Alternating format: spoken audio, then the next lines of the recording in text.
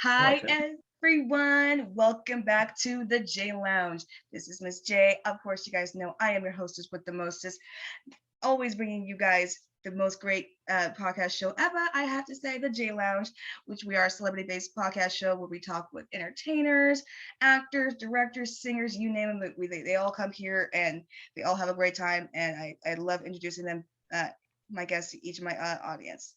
But I'm super excited to be introducing my next guest. He is producer, he is a creator, casting director of the new series Guardians of Justice. He has helped create so many different projects and with diverse cast. Thank God. He has also been named the first person to be titled Director of Inclusion by Netflix themselves, who also will be premiering the Gardens of Justice series. So everyone, please give an amazing and warm welcome to Carmen Aiello. Hi, Carmen. Hello. How are you? I am good, Miss J. Love to hear it. Love to hear it. Thank you for being on the show today. Yes, thank you so much for having me. I love your voice. Thank you. Don't make me have me be blushing over here, okay? I'm just saying, don't be having me blushing over here. Anyways, I want to go ahead and fire off the first question at you. You have such this amazing creative talent. I want to know what began your passion for wanting to create and produce films and series and wanting to do all that. Well, Miss J, I'm sure that you have the same passion doing this podcast as well. So I will, share that with you. And I started out in theater. So, musicals, choreography, and then went to Chicago, did a bunch of theater, and was going to go to New York. And then I decided, like at 1 o'clock in the morning, I called my mom and I said, I'm coming to LA. Which is when I usually make the biggest decisions of my life are like 1 a.m. Yep. So I, really didn't have a passion for TV and film until I realized that I could have a voice for TV and film, but I knew that that road was going to take a long time. And I've been here now, I feel like it's like I wake up every day like it's the first day I moved here in my mind, and that's not a lie. But I think I've been here for 13 years now. Oh wow. Oh my gosh. Oh wow. And I Yeah. have to say, I get it. Finding your voice in what in your passion, what you wanted to do is a whole different thing. I thought I wanted to do fashion. I thought fashion was going to be my thing. I thought I was going to be, the next Oscar de la Renta, honestly, in my mind again. So I thought I was going to do all of that. Yeah. I You thought I was like, sound like the next one. I was like, look, I'm gonna create these elaborate gowns. I'm gonna create slinky gowns, all this kind of stuff. I wanted to do all that. But, once I really started to really learn about fashion, I mean, grant you, it is a passion of mine, like wearing, great clothes, but it just did not hold my attention as I thought it was going to. It's something I didn't think I wanted to do anymore. I was like, I'm doing this, but I don't feel like a spark. I don't feel like that electricity, that Yeah. fire, that driven. I don't feel it. I was like, I was expecting to feel it, and then just like hit the gas and just go hard and can try to do fashion, all the kind of stuff, but it just did not hit. And it was Right. only until I started doing podcasting that I was like, wait a minute. I said, wait, what's that feeling? I'm starting to feel it. Wait, what is it? I said, it's electricity, it's passion, it's drive. I said, there it is. There's what I was missing. I was like, I love it. I love doing this. It is just what I love to do. So I get it. I'm like, I totally understand where you're coming from with that. I think that's a sign of being a true artist, though, Miss J. I mean, a lot of people move in different directions artistically, and it may be, I mean, I'm not speaking for you at all, but like sometimes we think that we just didn't have the drive, but artistically, our life changed to go into another journey, and whatever it is that you had a passion for, you experienced that and you learned from it, and you were able to take those moments and move it into something different, because Right. this is fashionable. I mean, podcasts are a sign of fashion. It's just more like, verbal, and it's taking everything that you had and it's moving into a new direction. Yeah. No, I totally understand. I totally understand. Like, yeah, it was a passion of mine, and like I've written for a couple of online magazines, and I even was podcasting for an eco fashion brand. So I'm Ooh. learning a lot about eco fashion, which there's a lot more elements that goes into that than I thought. Way more elements that goes into it than I thought. So I was just like, oh, okay. I was like, okay, this is a lot more than what I thought it was. I just thought y'all just got like cans and stuff and just pieced them together. And just, Well, you're very eco-friendly doing a podcast, that's for sure. You're saving a lot in the environment. I was like, right? I hope so, because I was just like, I thought you guys just got recycled paper and just stitched them together and Threw it on people. Just there. I was like, wait, there's more to this. There's like layers. Like, how many layers are we talking about here? Because Wow. yeah, I think that's like a really incredible. That's a good point though, because there are a lot of layers and people don't realize, not realize, but don't fully like absorb all the layers that it takes in certain positions to do what you're doing. Right. And you're right. They don't. It takes there's a lot of layers, there's a lot of complexities, and when people go, Simone, how do I start my own podcast? It's like, I don't even know where to begin to explain. Like, Yeah. I don't, it's crazy. I've been doing this for almost like 7 or 8 years now, but still when someone asks me that, I do not even know where to even, I I can't even tell you where to start. It's so many layers, and it's just finding what you want to talk about, I guess, is going to be the biggest discovery. So there's a lot that goes into it, and I know there's a lot that goes into being a producer and a casting director, which actually brings me to my number 2 question. As I said in the beginning of the show, you are the first person to be titled Director of Inclusion by the mega network themselves, Netflix. That is it's inclusivity advocate. Ooh, okay. Still, yeah, that is amazing. Thing. Yes, it's inclusivity advocate. It's a shared card with casting director. But keep going. I just wanted to make sure that I knew that was what it was, because it's not. It is, but yes, I apologize for cutting you off. Oh no, you're fine. But yeah, you are, definitely, you were definitely named by Netflix themselves. I mean, that is still one hell of a feat. That's something that's amazing to be able to say. What was your reaction when you heard that, and what's it like to be able to help create stories that really bring diversity and inclusion to the forefront? So I actually didn't know I was going to get inclusivity advocate as a title when I first started this project. I just came on board originally as a casting director with the first 5 creators for the series that's titled Guardians of Justice.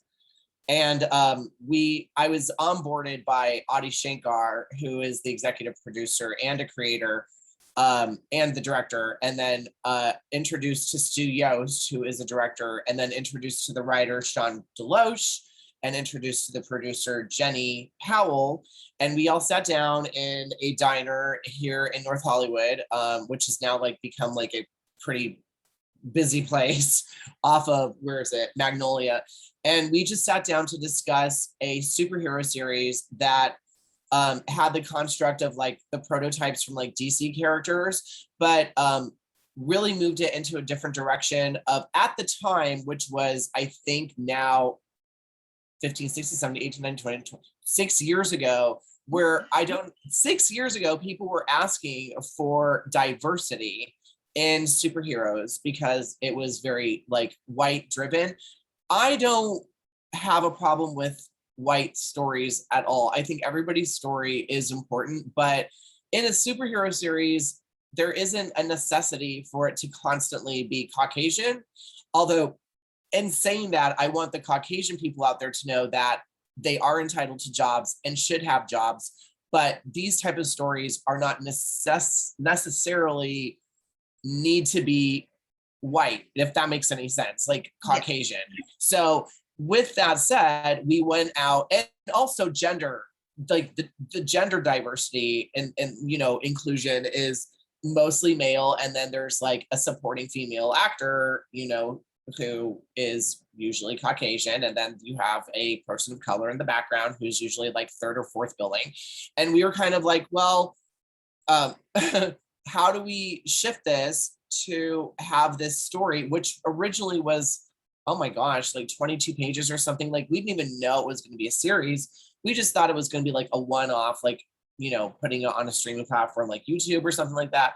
And we started like, soundboarding what type of prototypes we can use and how we can change the gender of somebody who is typically known as male, and how can we manipulate the story in this universe that was originally created to tell something that was different. And my idea was, well, I would love to they said, we want to bring all different types of people. And I said, if we're bringing all different types of people in, I want to make sure. And at that point, I had just co-produced my first film called Espionage Tonight. It is available. You can see it. Lynn Whitfield, it stars, and it was Sean Astin. So at that point and that was the first that I got from like, it was just paper and a director, and it came from CAA, went to CBS called me and then said, I will know you're looking for a project. Do you want to do this? So I had just co-produced my first project.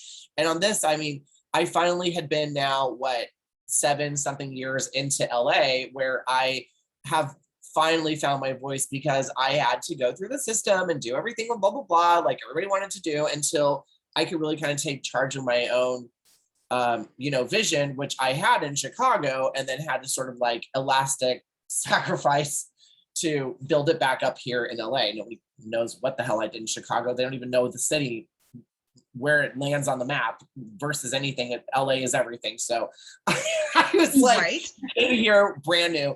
And in this conversations, I said, if we're, now I felt like not empowered, but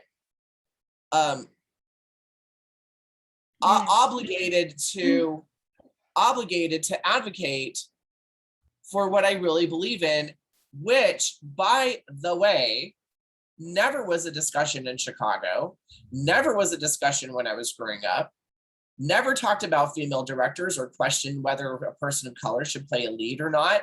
This was never a topic of discussion in my life until I moved to Hollywood. Then this became, I have literally Doctor Who'd myself into a completely different dimension of a city that thinks this is all new. And I'm like, you guys need to go to Chicago and see these little storefront theater shows and understand what a female director does, and really respect the titles of people, and know that diversity isn't just diversity of filling people in boxes, it's inclusion. It's like casting someone because they're right for the role, and knowing how to be inclusive without just saying, okay, I need a Black person, okay, I need an Asian person. It's like, how do we tell this story to its full advantage, to really give people like an essence of like, humanity. I mean, that's really what it is. And so when I came here, it was like, I have to be careful how I say this, but I felt like I was going back in time somewhere, like that I never lived in, place I never even been to. I just didn't get it.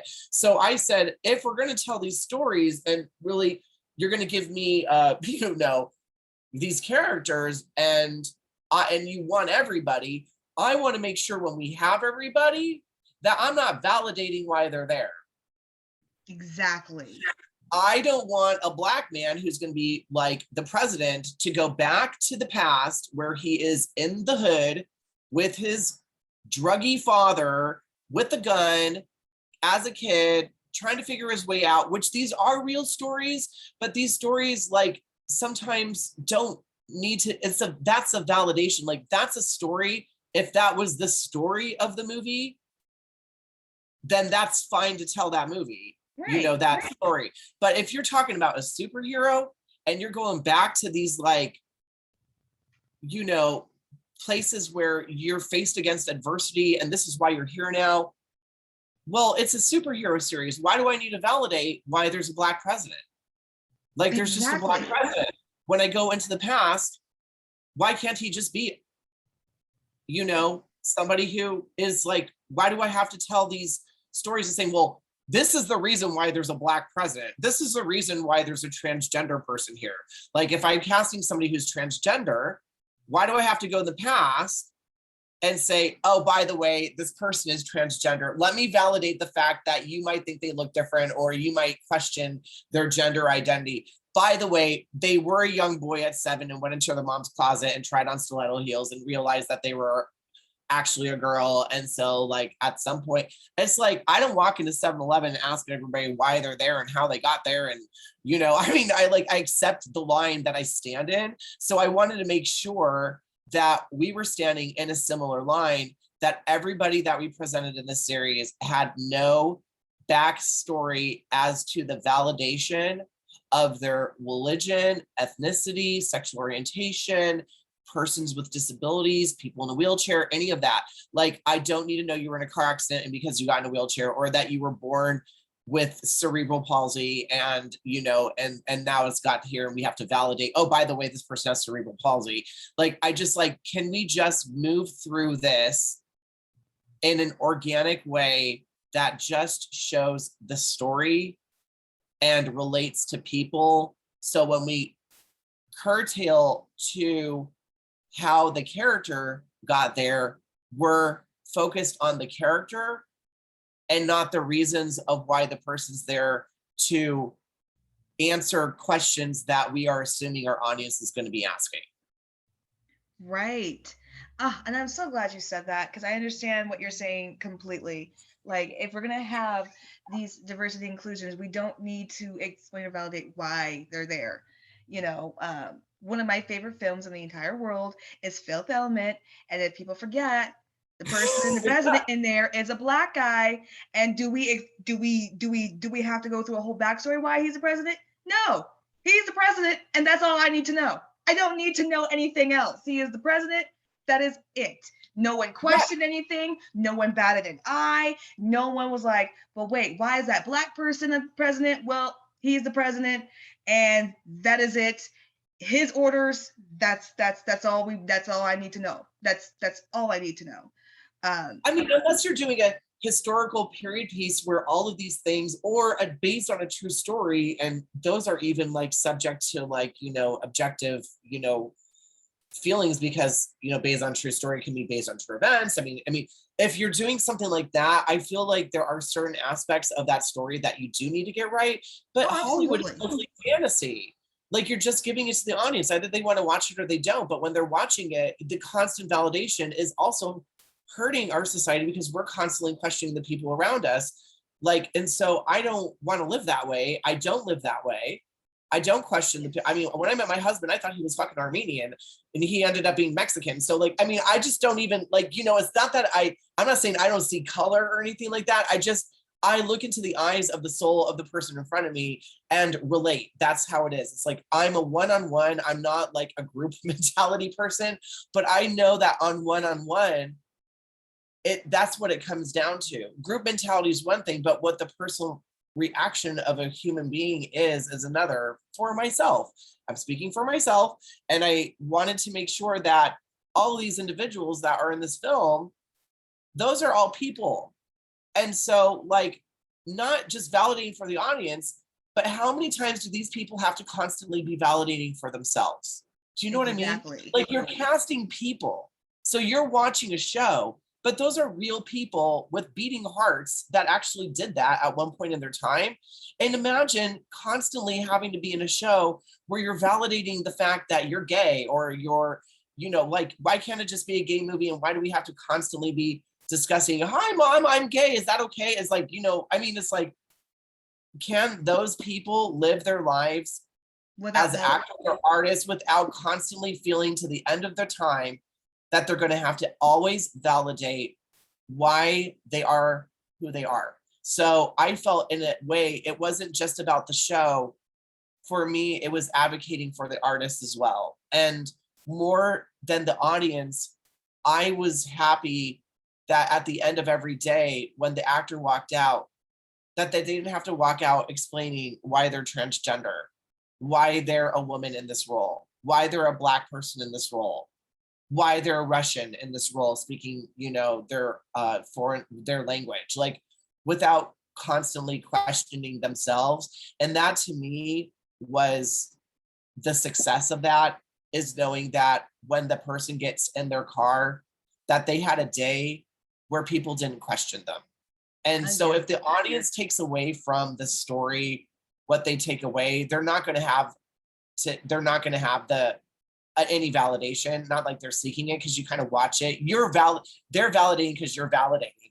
But it was more than just diversity, because I've had an argument with two women on a podcast once, but I believe I'm not a woman, okay? But I believe diversity and inclusion do go together. But to me, in my personal opinion, diversity in casting and film and television have become an Excel spreadsheet of boxes to fill. And when you're filling in a box, you're boxing in somebody. Right. And inclusion is taking those boxes out and drawing out an ensemble where there isn't the cliche or the stereotype. And Right. at times those are necessary, and many, many times they're not. No, I understand. I completely understand where you're coming from with that. And, I have to agree. I don't always need to hear the validation. And sometimes I just let them be. They are who they are. They're in this role. This is what we need to be focusing on instead of the constant backstory. Like I get it. I do Yeah. get it. Like I am a black woman, and I don't always want to have to validate, for one, me being a woman, and me two being black. I don't always want to have to validate that. I just want to be seen as just a regular old person, and I don't want to You fill in sound any pretty box. young. Yeah. I don't want to fill any box. I don't want to be filled with any box. I want, to be if I'm chosen for a job or anything, I want to be chosen because I have the best qualities. I've showed the best qualities, and I've showed the best work ethic. That's how I want to. Yeah. That's how I want to get the job. Um, I don't want to get the job because they're trying to fill in some quotas and trying to fill in some boxes, because that's just an insult to me. At the end of the day, as a person, I'm not seen as a person. I'm seen as someone to check the box, and that's They're not. getting kickbacks sometimes from these things, Mm-hmm. Oh, absolutely. There is a diversity clause in film that if you have diversity, that there's like some sort of like, I can't it's I don't want to go too much into it, but there are kickbacks to diverse casting. And that's, to me, I'm just gonna say, a little shady, and I don't feel comfortable with that. Right. I get it. I get it. Not gonna go into it, but I'm just saying, put two and two together. Right. And I know that's for some people, who are, I hope they really listen and understand what is being said, and they don't, well, I really can't tell, people how to feel if they take it one way or another, but we are definitely saying that, diversity and inclusion do go together, but when diversity is used to fill in boxes rather than use it to, to be part of the story organically, then there is an issue. Um, Yeah. and I think that can be spoken and said, and I think a lot of people see it. They can see that, oh, well, this show's got, black people, or this show's got women, but they're still just at the end of the day kind of like cardboards at the back of the story. They're not real people. They're not seen as real people, but they're just there to check off quotas. That's in Yes. itself is an insult, and it really does hamper the work, and it really is insult to people in general, and it doesn't help fix anything in general as well. It just What you makes and I it. are talking about and what you're saying is actually a future conversation that has not been had. Really. Well, yeah, because everybody is talking about diversity and inclusion right now, but what people don't realize is like the backstory to all that. Who is at the top? Who's at the top? Right. Exactly. Who are the voices for these people, and where do they live on the hierarchy? They're living in the Exactly. middle or above the middle. Who's living at the top? That's all. Exactly. Right, and that's all that's being right, and that's all that's being said here, and I totally get it. And I totally understand. There, diversity is being used more now. It seems as just to fill in boxes again, rather than organically enhance and be part of the story. And Yeah. when they are, people need to realize when diversity is treated like that, and when you have films and series that don't really show diversity at how people want to see it, it's because of that. And we are going to have to learn how to separate the two. And Hollywood's really going to have to learn how to know the difference between diversity and inclusion, which, Mr. Carmen, brings me to my next question. Okay, and just so that you know, out to Hollywood and all the people listening, come to me and Miss J, and we'll sit you down and tell you how to work this. Yeah, we got this worked out. I got a blueprint. I got folders. I even got a whiteboard. I will sit it down and I will whiteboard the whole thing for you. Okay. I love how they all talk about it in all these news events and articles and roundtables. I want you all to walk out the door after egotistically, narcissistically talking about your diversity and inclusion and pick up the phone and make some phone calls and start doing something about it. It's one thing to be heard and another thing, or to want to be heard, and another thing to actually want to activate that, so you can talk to us. We'll give them their phone numbers. Exactly. We'll break it down to you real proper and simple. Like I said, I'm very fluent in football, so I can even break it down to you in a football type of way. Give me a whiteboard. I will break this down for you. I promise you will understand. There will be no questions, no hesitation. We will be all on the same page after I'm done. Give me a whiteboard, give me some chalk, and I will get to work. Okay? All right. I am a follower now. Okay. I am a follower now. Oh my gosh. Oh, I love it. Yeah. We'll set them straight. We will. Again. Brings me to my number 3 question. In your own words, what do you think Hollywood still needs to learn about diversity versus inclusion? Well, oh my gosh, I feel like we covered so much.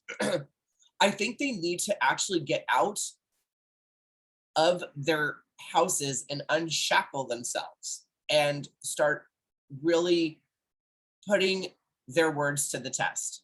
You know what I mean? The best way to learn is to be active. Yes. Why don't they join a non-for-profit and start doing some volunteer fucking work for some nonprofit organizations that have minorities and people in positions where, why don't they join some nonprofit? Why don't they volunteer? Why don't they get out of their $200,000-$500,000 jobs and on the weekend spend 5 hours doing some active volunteer work? You know what I mean? Why don't they get to know their community? And why don't they get to know those stories before putting them on paper? You can't just live here in the hills and then just go into town and be writing stories and think that what you say is so great. You're not Shakespeare. None of y'all are Shakespeare. So agreed. Get to know your communities. Get to understand things. When you see somebody who is in a position in your community that is being victimized, or someone that is, in need, not just give them $1, but be there to help. You know what I mean? Put yourself to the test. That's what Hollywood needs to do as far as diversity and inclusion, because they're boxed in too. They're not living out of their little boxes. You're right. And in order for us to really get the word out there, it's education and understanding your community. I totally agree. And being not just standing up and donating to Black Lives Matter.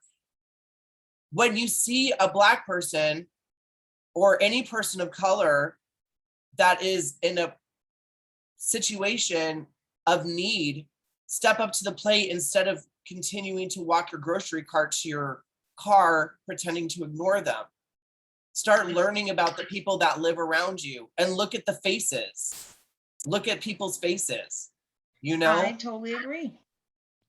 I totally agree. And I think for a good example of that for people like, I know everyone is raving and talking about that new The Maid series. I've heard, good things I about it. haven't seen it yet. I have it on my list, but I haven't seen it. But now I you're making haven't me watch watched it it. either. I haven't really watched it either. But like I said, I'm hearing good things about it. And of course, everyone knows that it's about a show about a woman. I do believe she doesn't live too far from where I'm actually at, where it's based on. I do believe it's based around, I know it's somewhere here in Washington where I'm at, very close to where I'm at. And the woman she's a struggling single mom trying to do the best for herself and her child. And the system is against her, and she just goes through a lot of hardship, which it talks about, living in poverty. It does hit a lot of subjects that Hollywood does like to kind of skirt around, or when they do, they kind of like to sugarcoat it a little bit.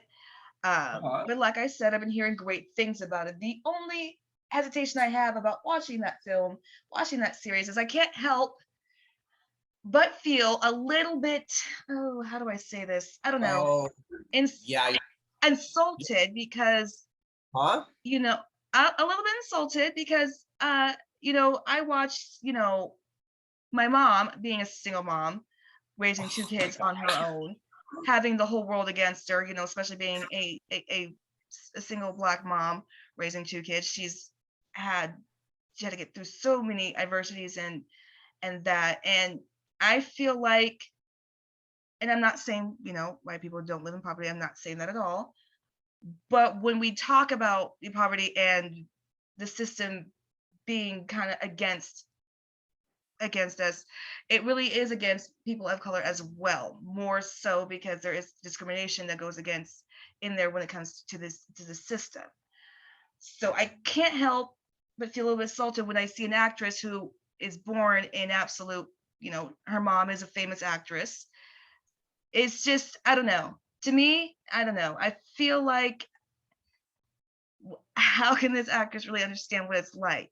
Yeah, you can always act, but to live it is a whole different experience than actually acting it, if that I makes see what you're sense. saying. Yeah. Living it's a Well, whole different, it's a it's whole certain. different ballpark than actually having to act it out. When you act it out, yes, it's easy. And I'm not trying to insult, the lead actress. I heard she's fantastic. I heard she's great in it.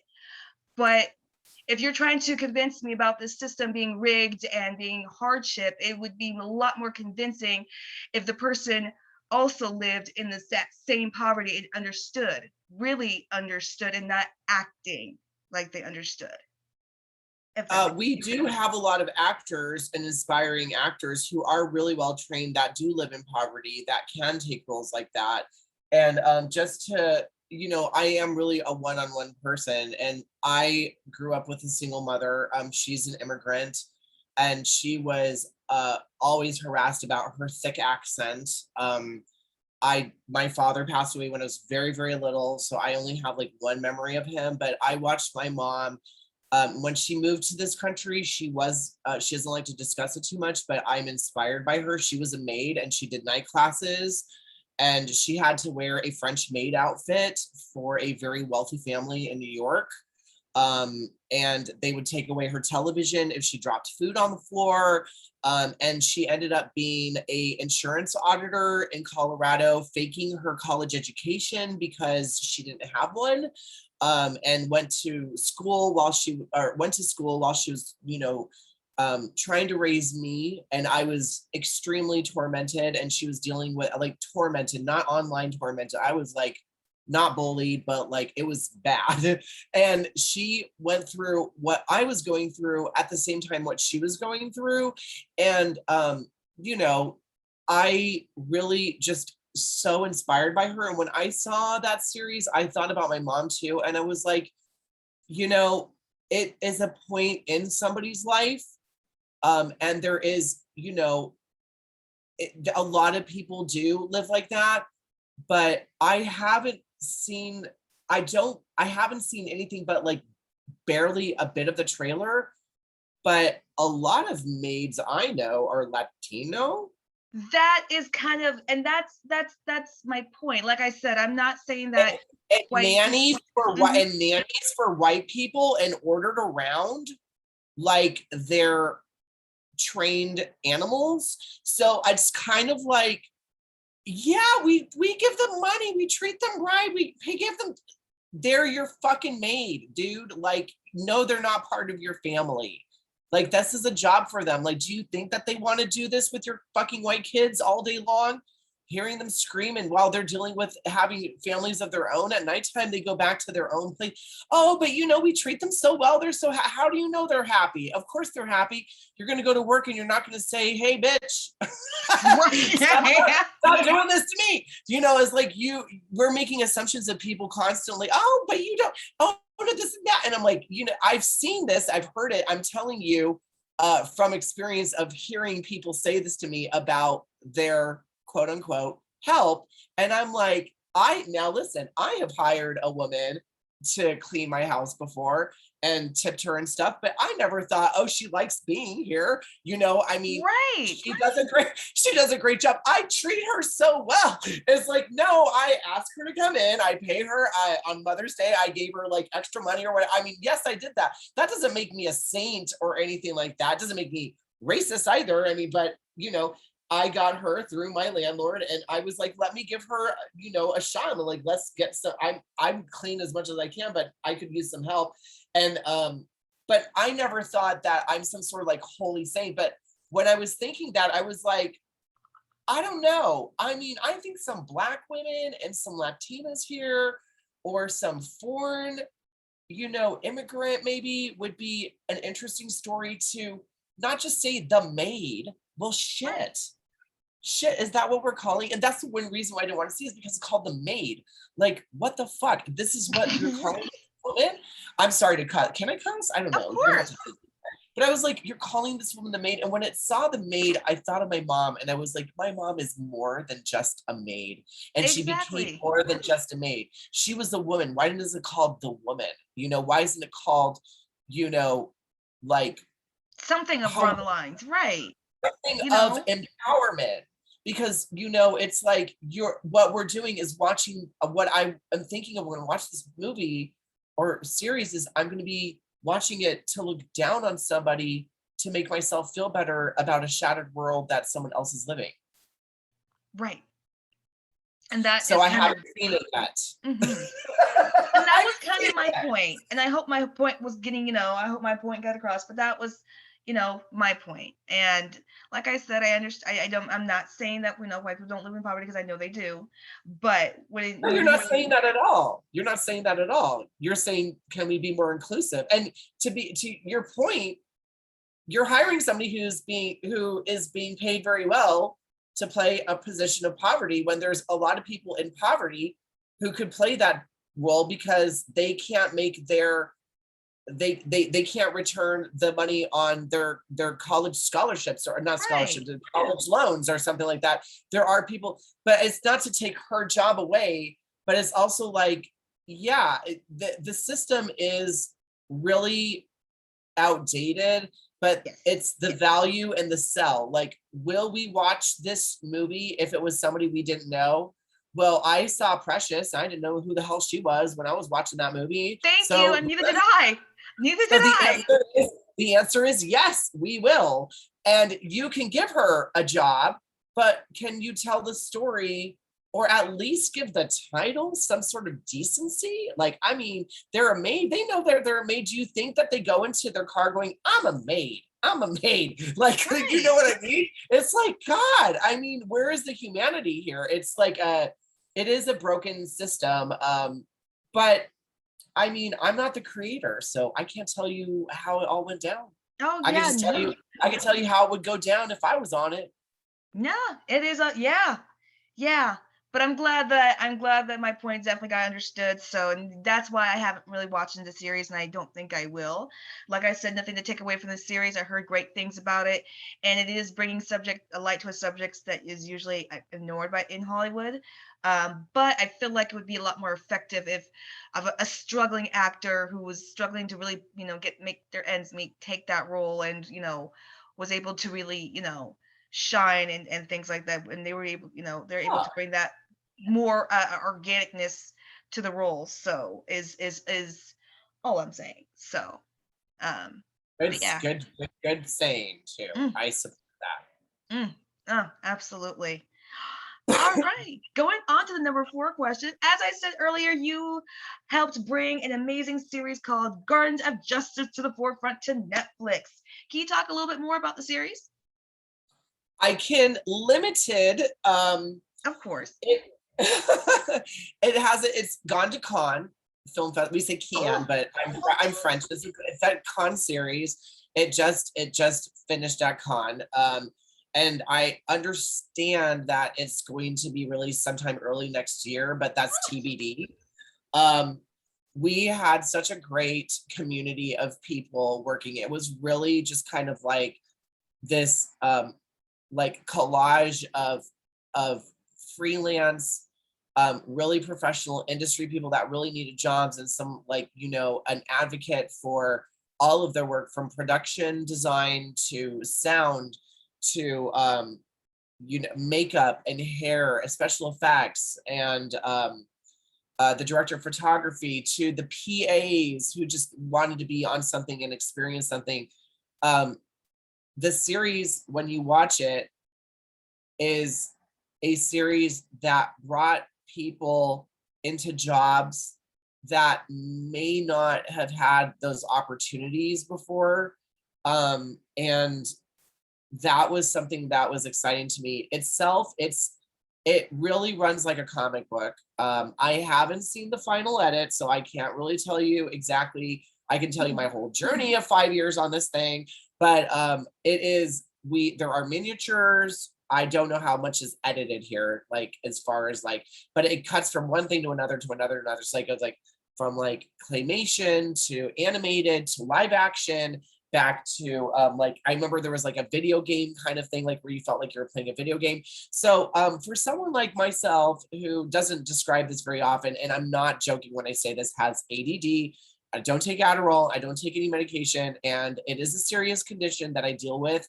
And it's not like I have ADD one day, it's like I have ADD every day. This is a perfect series for me because it's constantly changing. It's like boom, boom, boom, boom, boom. Like you're just watching it, and it's like I think it's like a visual spectacle almost. So for people who really like to have something that's in front of them that triggers the senses, I think that this series is going to be good. On another issue, and I have not seen the final edit. It is very provocative. It does display a world of um, that is not accepting. It's prejudice. There are some vulgarities used. There's the F word as far as like, the negative Mm-hmm. word for homosexuals. I believe that the N word might be used. And these were all things that were thought out. You're thought out or not thought out. I mean, so there are some, uh, you know, uh, and I don't know if any of those things have been cut.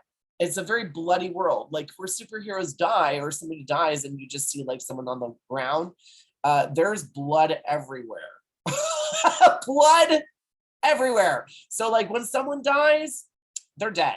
But it's I think it's a tour de force, and what we did, I can't say will never be done again, but it certainly took a long time to get here. And when you're watching it, it's not something that came out in 2022.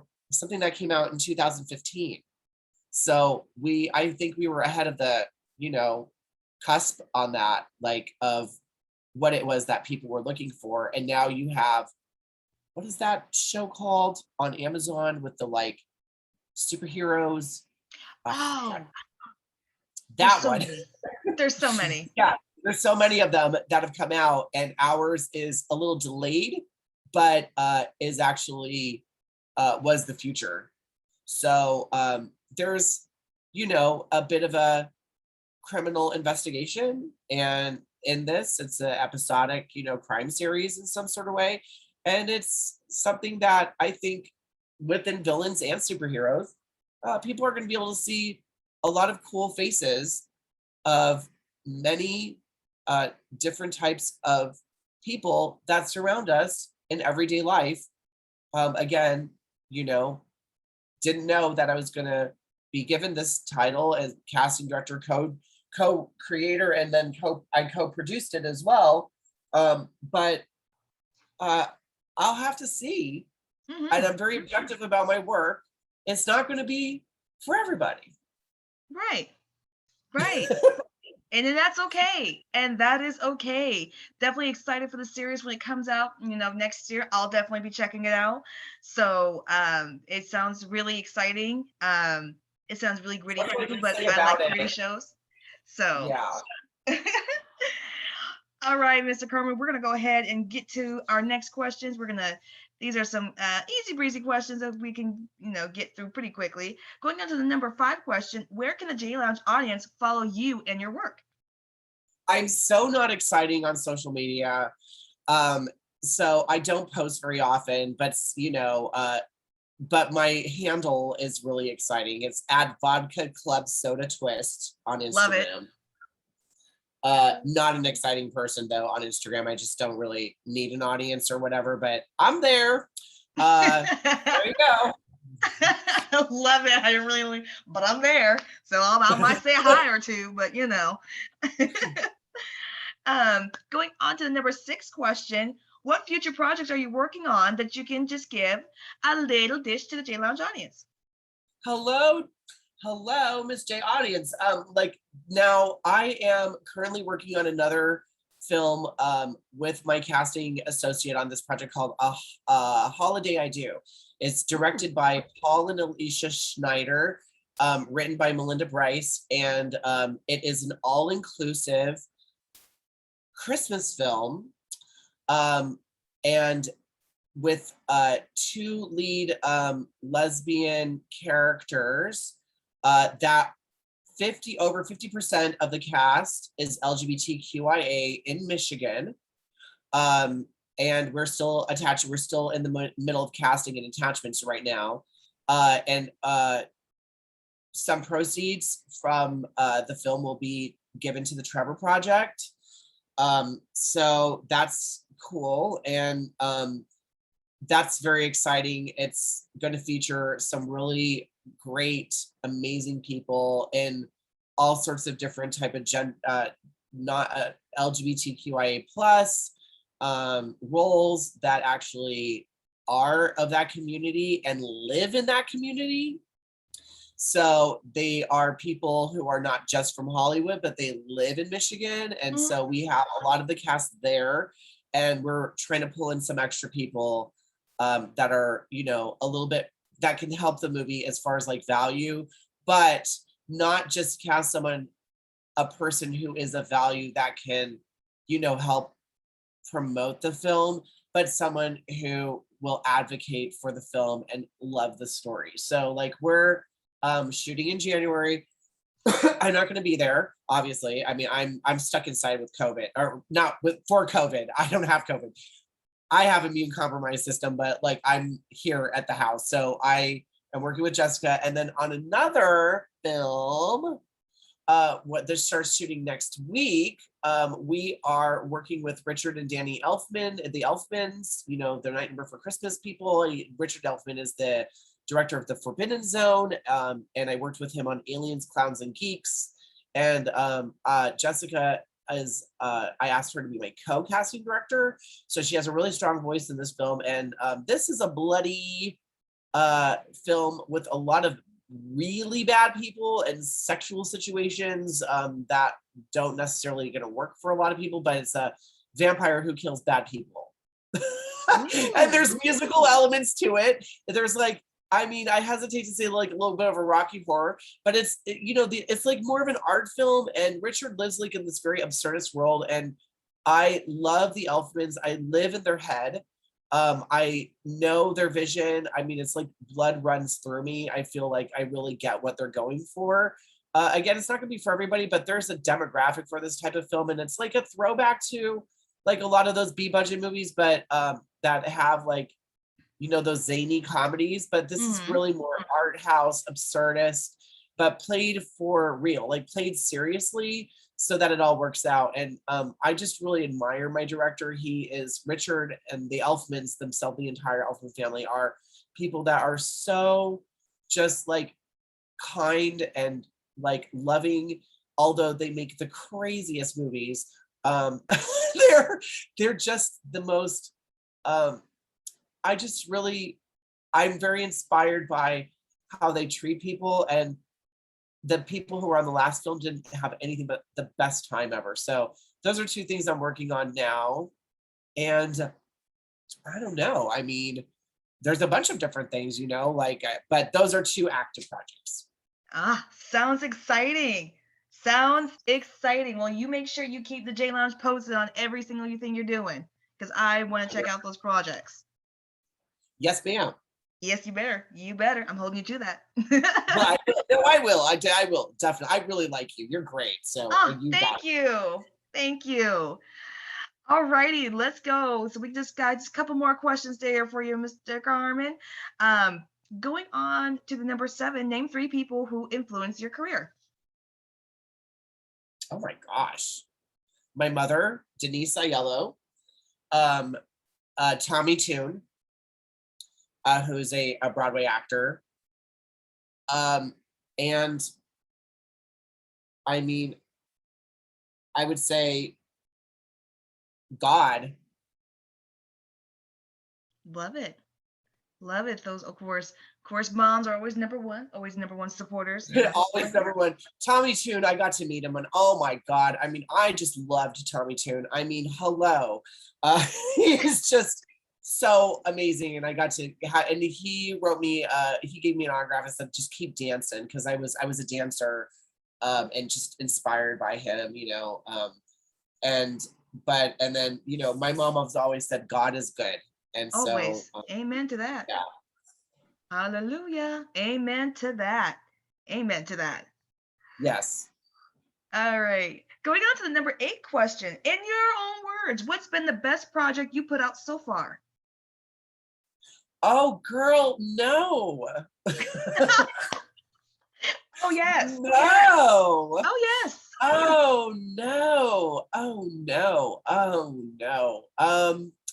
Oh my gosh. What is this question? I listen here. I don't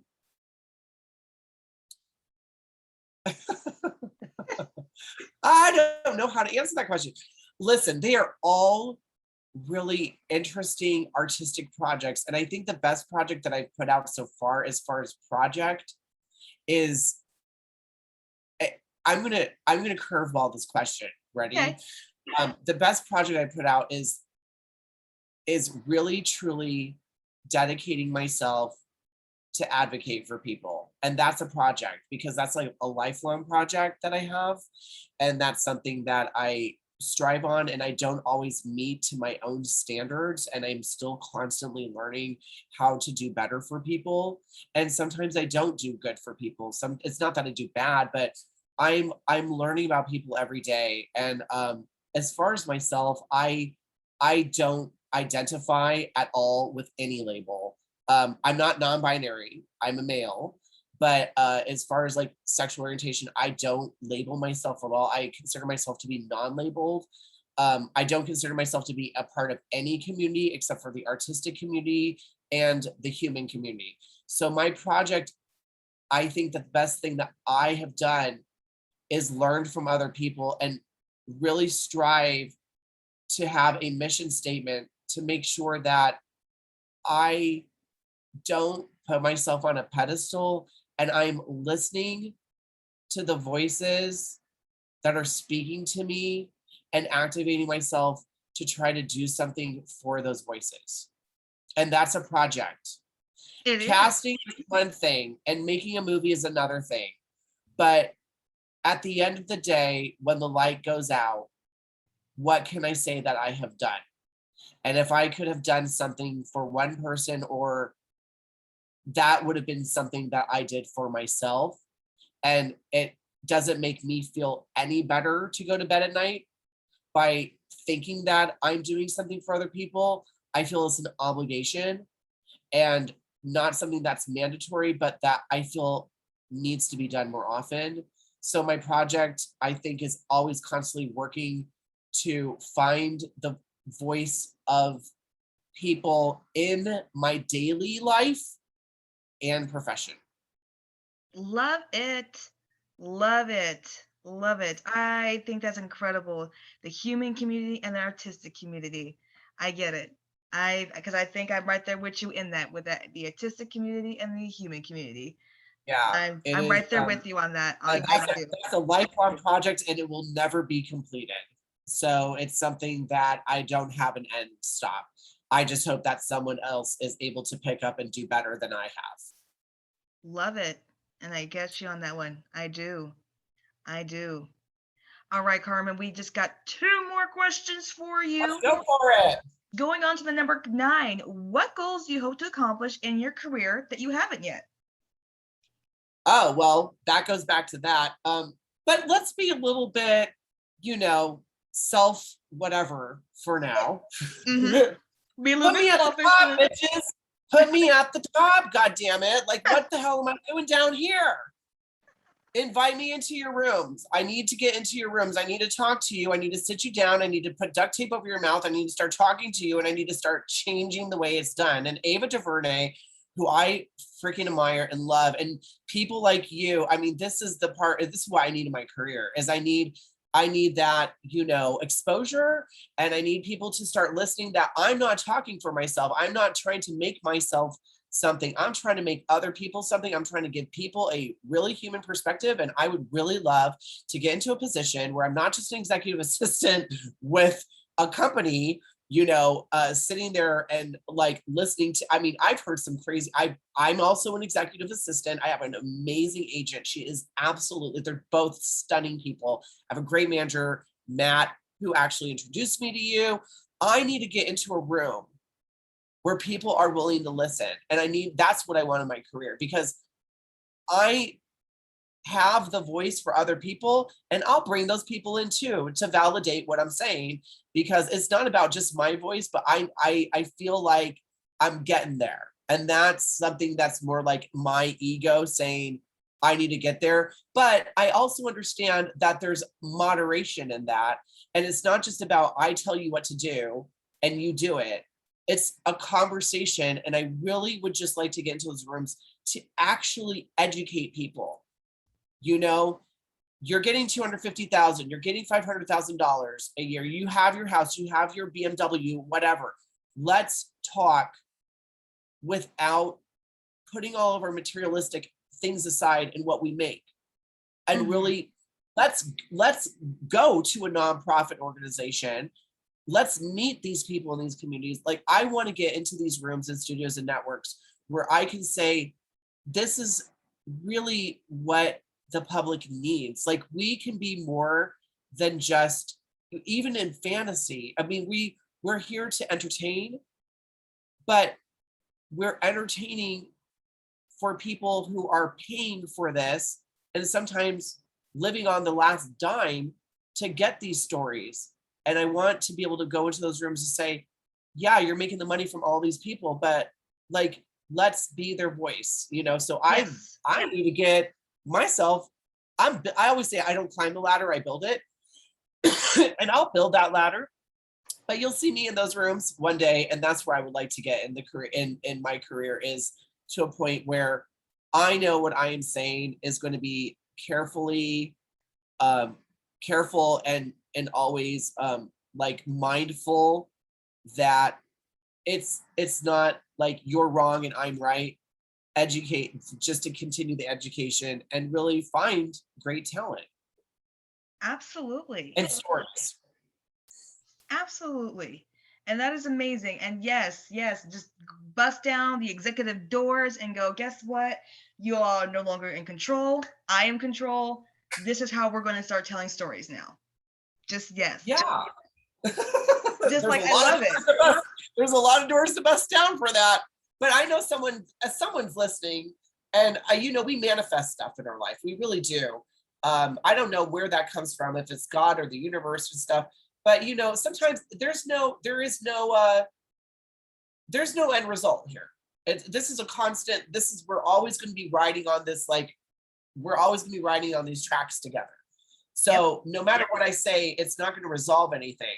I just want to, like, piece by piece help so that when I'm gone off of this earth, the next person doesn't have to rebuild all that stuff again, that they can just continue to add on to those pieces and take that in a direction that works for them, that works for a new generation. I'm saying things that are going to be antiquated in 20 years.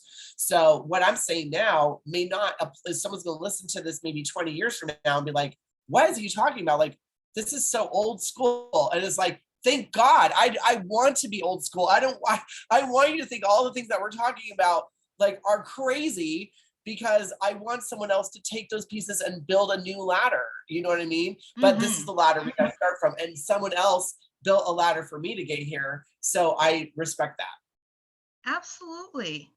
Absolutely. And I understand exactly where you're coming from. Exactly where you're coming from for that. So that is beautiful. I do love that for your goal. So it's going to happen. Manifesting. Manifesting. I'm bringing you in the room too. Oh, please. Please. I think we can get some shit done. I'm just saying. I think we can get some shit accomplished. All right. Going on to the last question. What's been some of the most rewarding moments of your career? Oh gosh. You know what? Let me just say, when I was thinking about this, like, I was in Colorado Springs, and I used to go to a thing called Blockbuster. And y'all don't know what it is, you can Google it. And I used to get all the Sundance movies. And then one time, out of nowhere, one of my movies went to Sundance, and that was, like, really rewarding. Just to be there. It was a really, it was an interesting experience being on Sundance. But that was rewarding, because I kind of, like, and then I never thought that anything would ever go to con. So I mean, like, like, look, these little successes, like, you, in a position like me, you don't get compliments. Like, you are told that when you're not doing something right, or when something needs to, like, move faster, or when, you're not always told, wow, excellent job, here's a star and a lollipop. Like, the pressure's always on, and I understand that and realize it, and it's part of the job. But I think it's also nice to know that the accomplishments of the work have been received, and that there's an end result. And for Guardians of Justice, it was kind of one of those things that was on my resume, and Jessica helped me out with that, my friend Cass, my husband Julio, we had just met, and I brought him to set. I mean, I never thought that thing was going to get off the ground. I mean, there was a point where it just got filed away. It wasn't even going to come out. So, I mean, but I was always, like, insistent. I was like, this thing's going to come out, and never to call my French mother and say, Maman, on va Cannes. She's like, oh my gosh. She was so excited to hear that Cannes, everyone says can. Well, I mean, like, it's a soda can, but it's the city Cannes Film Festival. Right. So, like, can. I'm like, it sounds like something from Singing in the Rain. I can't stand them. But it's Cannes Film Festival. And I think that's exciting right now to know that that's there. So that's a cool, I guess, accomplishment. But it's not just my accomplishment. That was so many people that were there to make that all happen. And all the people that I don't know who are in post-production that were there to make that happen as well. So, I mean, but I'll attribute that to some success for myself too, Absolutely. That is incredible. That is all. I love that. I really do. Oh, Mr. Carmen, you have been an absolute pleasure to talk to. I am so honored that you came on my show, that you gave me your time, your thoughts. We are definitely gonna have to make a plan, make a plot to dominate, some executive, rooms and make some changes. But you have just been absolutely amazing, and I just appreciate you being on the show today. You too. And there's this great director named Tiffany who I really admire. I haven't talked to her for a while either. She's a person of color, and she's an animator and stuff. And I mean, I say a lot of it, like, let's go into rooms, but let me tell you something. Again, it's walking the walk and talking the talk. I mean, it's fun to say, oh, let's bring you in a room, but you better believe it. the circle always like, it always comes back to itself. So don't be surprised if I take you up on that offer. And I'm like, girl, you need to get in this room with me right now. Ooh, hey, look, I be available. I will be available. You name the time and place. It's easy in LA to say you want to go to coffee. Can you actually go to coffee and make it happen? Or are you just saying that as like a polite, hi, come back, like they said in the South or whatever, like, y'all come back now, you hear, which is basically, and come back and have some tea, which is basically like, don't, you fucking come here and I got my shotgun out. But I mean, like, you know, oh, let's do coffee. And like, that's all you ever hear in LA. Oh, let's do a walk on the beach. Never happens. So, but you know, I have a memory and I'm just saying, we shall meet again. And I loved being here. Oh, absolutely. Absolutely. Yes, I have a feeling that we shall be meeting in real life sometime soon. I have a strong feeling, very, very strong feeling. Thank you so But much. I appreciate. Mm-hmm. Thank But you yeah, so much. oh yeah, you were saying? Oh, I was saying thank you so much. This has been just such like this has like been amazing. This has been probably one of the best conversations I've had for a long time. And like really it's so awesome just to relate to you. And I'm thank you to your audience for like listening to all this. Like your audience is so blessed to have you. You're such a great speaker and person energy and such a great talent. And by the way, you are a fashionista because you're making this happen. Thank you. I appreciate it so much. Thank you. Probably one of the best compliments I've ever gotten. Thank you so much. But yes, I know that we will for sure meet. I have no doubt about it. I have no doubt about it that my audience is going to embrace you. I just cannot wait to see more of your work. I can't wait to see more of what you do, what you accomplish. It's just been an honor to be able to speak with you. I appreciate you.